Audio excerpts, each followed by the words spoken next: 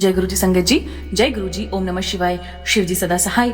ओम नमः शिवाय। गुरु जी सदा सहाय। गुरु जी के चरणों में कोटि कोटि प्रणाम और सभी प्यारी संगत को जय गुरु जी। संगत जी, आप सबका इस चैनल पर हार्दिक स्वागत है, जिसमें गुरु जी महाराज के बहुत ही प्यारे ब्लेस सत्संग शेयर किए जाते हैं। अगर आप अपना शुक्राना शेयर करना चाहते हैं तो डिस्क्रिप्शन में दिए गए नंबर पे आप अपना साफ आवाज में शुक्राना रिकॉर्ड करके भेज सकते हैं। और अगर आप चाहते हैं कि लिंक आप तक सुगमता से पहुंच जाए, उसके लिए आप चैनल को सब्सक्राइब करके बेल आइकन को प्रेस कर लीजिए। आपके द्वारा भेजा गया सत्संग आपको आसानी से मिल जाएगा। आज जिस अध्याय का हम स्वाध्याय करेंगे वह है 58 और 59।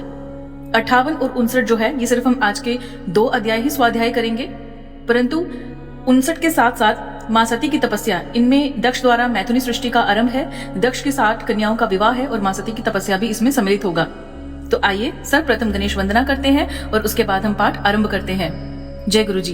प्रथमे गुरु जी को वंदना, द्वितीय आदि गणेश, तृतीय कृपा करो शारदा, मेरे सभी कार्य करो हमेश। ओम नमः शिवाय। शिव जी सदा सहाय। ओम नमः शिवाय। गुरु जी सदा सहाय।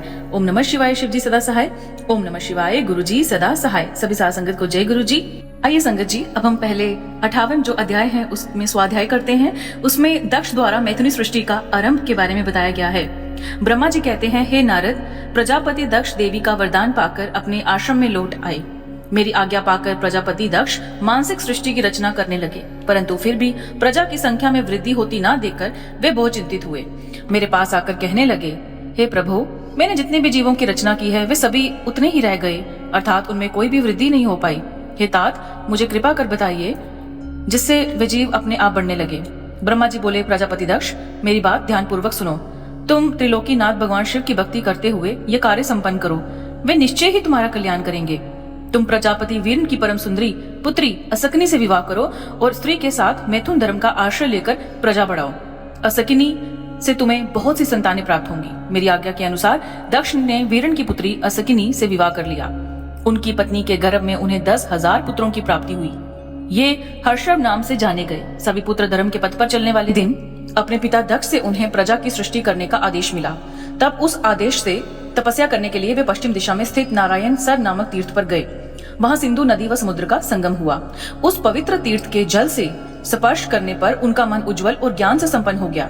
वे उसी स्थान पर प्रजा की वृद्धि के लिए तप करने लगे। नारद, इस बात को जानने के बाद तुम श्री हरि विष्णु की इच्छा से उनके पास गए और बोले, दक्ष पुत्र हर्यश्वगन, तुम पृथ्वी का अंत देखे बिना सृष्टि की रचना करने के लिए कैसे उद्युत हो गए? ब्रह्मा जी बोले, हर्षव बड़े ही बुद्धिमान थे। वे तुम्हारा प्रश्न सुनकर उस पर विचार करने लगे।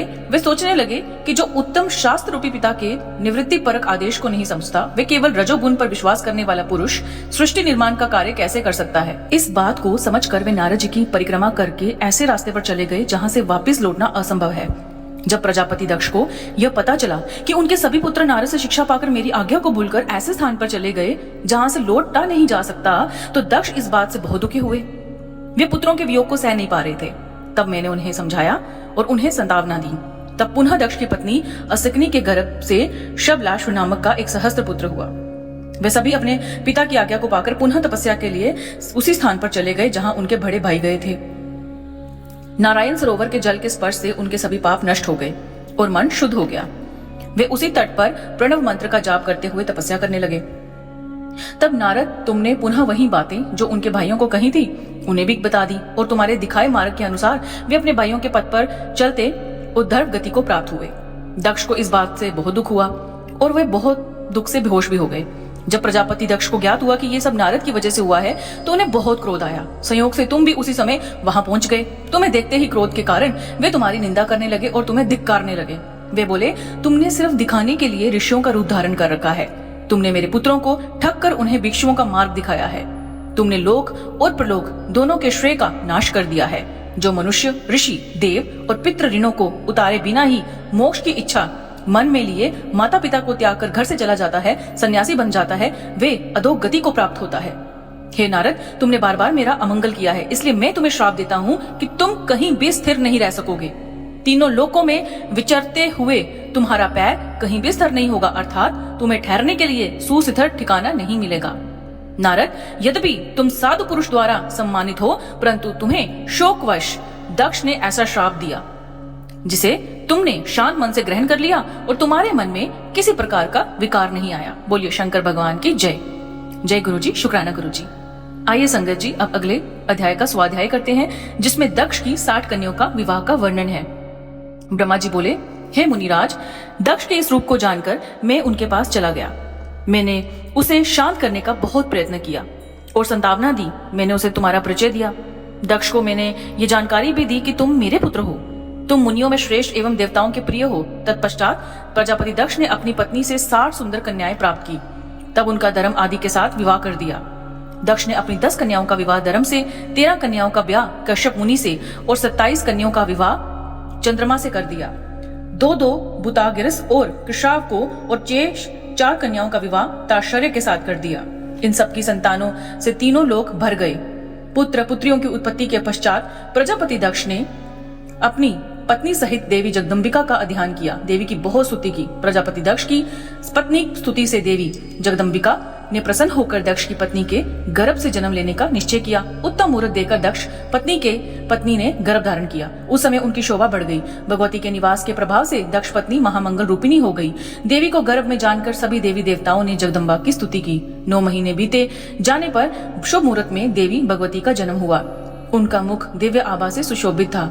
उनके जन्म के समय आकाश से फूलों की वर्षा होने लगी और मेघ जल बरसाने लगे। देवता आकाश में खड़े मांगलिक ध्वनि करने लगे। यज्ञ की बुझी हुई अग्नि पुनः जलने लगी। साक्षात जगदम्बा को प्रकट हुए देखकर दक्ष ने भक्ति भाव से उनकी स्तुति की। स्तुति सुनकर देवी प्रसन्न होकर बोली, हे प्रजापते, तुम्हारी तपस्या से प्रसन्न होकर मैंने तुम्हारे घर में पुत्री के रूप में जन्म लेने का जो वर दिया था, आज वह पूर्ण हो गया। वह कहकर उन्होंने पुनः शिशु रूप धारण कर लिया तथा रोने लगी। उनका रोना सुनकर दासियां उन्हें चुप कराने हेतु वहां एकत्रित हो गई। जन्मोत्सव में गीत और अनेक वाद्य यंत्र बजने लगे। दक्ष ने वैदिक रीति से अनुष्ठान किया और ब्राह्मणों को ध्यान दिया।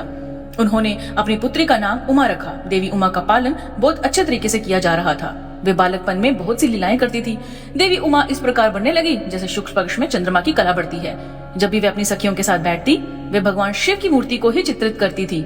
वे सदा प्रभु शिव के भजन गाती थी, उन्हीं का स्मरण करती और भगवान की शिव की भक्ति में लीन रहती। बोलिए शंकर भगवान की जय। जय गुरु जी, शुक्राना गुरु जी। आइए संगत जी अब अगले अध्याय का स्वाध्याय करते हैं, जिसमें माँ सती के विवाह का वर्णन है। ब्रह्मा जी बोले, हे नारद, एक दिन मैं तुम्हें लेकर प्रजापति दक्ष के घर पहुंचा। वहां मैंने सती को उनके पिता के पास देखा। मुझे देखकर दक्ष ने आसन से उठकर मुझे नमस्कार किया। तत्पश्चात सती ने भी प्रसन्नता पूर्वक मुझे नमस्कार किया। हम दोनों वहां आसन पर बैठ गए। तब मैंने देवी सती को आशीर्वाद देते हुए कहा, सती, जो केवल तुम्हें चाहते हैं और तुम्हारी कामना करते हैं, तुम भी मन में उन्हीं को सोचती हो और उसी का रूप का स्मरण करती हो। उन्हीं सर्वज्ञ जगदीश्वर महादेव को तुम पति रूप में प्राप्त करो, वे ही तुम्हारे योग्य हैं। कुछ देर बाद दक्ष से विदा लेकर मैं अपने धाम को चल दिया। दक्ष को मेरी बातें सुनकर बड़ा संतोष एवं प्रसन्नता हुई। मेरे कथन से उनकी सारी चिंताएं दूर हो गई। धीरे धीरे सती ने कुमारावस्था पार कर ली और वे युवा अवस्था में प्रवेश कर गई। उनका रूप अत्यंत मनोहारी था। उनका मुख दिव्य तेज से शोभायमान था। देवी सती को देखकर प्रजापति दक्ष को उनके विवाह की चिंता होने लगी। तब पिता के मन की बात जानकर देवी सती ने महादेव को पति रूप में पाने की इच्छा अपनी माता को बताई। उन्होंने अपनी माता से भगवान शंकर को प्रसन्न करने के लिए तपस्या करने की आज्ञा मांगी। उनकी माता ने आज्ञा देकर घर में ही उन्हें आराधना आरंभ करा दी। आश्विन मास में नंदा अर्थात प्रतिपदा, षष्ठी और एकादशी तिथियों में उन्होंने भक्ति पूर्वक भगवान शिव का पूजन कर उन्हें गुड़, भात और नमक का भोग लगाया व नमस्कार किया। इसी प्रकार एक मास बीत गया। कार्तिक मास की चतुर्दशी को देवी सती ने मालपुओं और खीर से भगवान शिव को भोग लगाया और उनका निरंतर चिंतन करती रही। मार्गशीर्ष मास की कृष्ण पक्ष की अष्टमी को वे तिल, जौ और चावल से शिव जी की आराधना करती रही और प्रतिदिन घी का दीपक जलाती। पोष माह की शुक्ल पक्ष सप्तमी को पूरी रात जागरण कर सुबह खिचड़ी का भोग लगाती। माँ की पूर्णिमा की रात भर वे शिव आराधना में लीन रहती और सुबह नदी में स्नान कर गीले वस्त्रों में ही पुनः पूजा करने बैठ जाती थी। फाल्गुन मास के कृष्ण पक्ष की चतुर्दशी तिथि को जागरण कर शिव जी की विशेष पूजा करती थी। उनका सारा समय शिव जी को समर्पित था। वे अपने दिन रात शिव जी के स्मरण में ही बिताती थी। चैत्र मास के शुक्ल पक्ष की चतुर्दशी को वे ढाक के फूलों और दवनों से भगवान की पूजा करती थी। वैशाख माह में वे सिर्फ तिलों को खाती थी। वे नए जौ के भात से शिव पूजन करती थी। ज्येष्ठ मास में वे भूखी रहती और वस्त्रों तथा भटकटिया के फूलों से शिव की पूजा करती थी। आषाढ़ मास के शुक्ल पक्ष की चतुर्दशी को वे काले वस्त्रों और भटकटिया से रुद्रदेव का पूजन करती थी। श्रावण मास में यज्ञोपवीत वस्त्रों तथा कुश आदि से वे पूजन करती थी और भाद्र मास में विभिन्न फूलों व फलों से वे शिव को प्रसन्न करने की कोशिश करती थी। वे सिर्फ जल ही ग्रहण करती थी। देवी सती हर समय भगवान शिव की आराधना में ही लीन रहती थी। इस प्रकार उन्होंने दृढ़तापूर्वक नंदा व्रत को पूरा किया। ये नंदा व्रत था जो देवी सती ने महादेव को प्राप्त करने के लिए किया था। व्रत पूरा करने के पश्चात वे शिव जी का ध्यान करने लगी। वे निश्चित आसन में बैठकर और निश्चित आसन में स्थित हो निरंतर शिव आराधना करती रहती। हे नारद, देवी सती की इस अनन्य भक्ति और तपस्या को अपनी आंखों से देखने में विष्णु तथा अन्य सभी देवता और ऋषि मुनि वहां गए। वहां सभी ने देवी सती को भक्ति पूर्वक नमस्कार किया और उनके सामने नतमस्तक होके झुक गए। सभी देवी देवताओं ने उनकी तपस्या को सराहा। तब सभी देवी देवता और ऋषि मुनि मेरे ब्रह्मा और विष्णु सहित कैलाश पर्वत पर पहुंचे। वहां भगवान शिव ध्यान मगन थे। हमने उनके निकट जाकर दोनों हाथ जोड़कर उन्हें प्रणाम किया तथा उनकी स्तुति आरंभ कर दी। हमने कहा, प्रभु आप परम शक्तिशाली हैं। आप ही स्व, रज और तप आदि शक्तियों के स्वामी हैं। वेत्रिय लोकप्रिय आपका स्वरूप है। आप अपनी शरण में आए भक्तों की सदैव रक्षा करते हैं। आप सदैव भक्तों का उद्धार करते हैं। हे महादेव, हे महेश्वर, हम आपको नमस्कार करते हैं। आपकी महिमा जान पाना कठिन ही नहीं, असंभव है। हम आपके सामने अपना मस्तक झुकाते हैं। ब्रह्मा जी बोले, नारद, इस प्रकार भगवान शिव शंकर की स्तुति करके सभी देवता मस्तक झुकाकर शिव जी के सामने चुपचाप खड़े हो गए। बोलिए शंकर भगवान की जय। जय गुरु जी, शुक्राना गुरु जी। अगर गुरु जी से एक ही विनम्र प्रार्थना है कि कोई भी भूल चूक होगी गुरु जी उसे क्षमा करे। आवाहनम न जानामि तर्वाचनम, पूजा चेवम न जानामि क्षम्यता परमेश्वरी, मंत्रहीनम क्रियाहीनम भक्तिहीनम सुरेश्वरी, यद पूजितम मया देवी परिपूर्णम तथस्तु में। सच्चियां जोता वाली माता तुहाड़ी सदा आई जय। संगत जी, आज का स्वाध्याय जो था हमने अध्यायों का किया है वो यही हमारा आज का जितने भी अध्याय थे वो समाप्त होते हैं। कोई भी भूल चूक होगी उसे क्षमा करिएगा। और प्रतिदिन अगर आप शिव पुराण सुनना चाहते हैं, बिल्कुल छोटे छोटे अध्याय हैं इसके जो मैं अपलोड करती हूँ, यही ताकि आप अपने दिन में एटलीस्ट 10 to 15 मिनट्स निकाल के थोड़ा बहुत ये सुन लो। और जो भी आपके घर में चीजें खराब है पड़ी हैं वो गुरु जी महाराज की कृपा से सब ठीक हो जाए।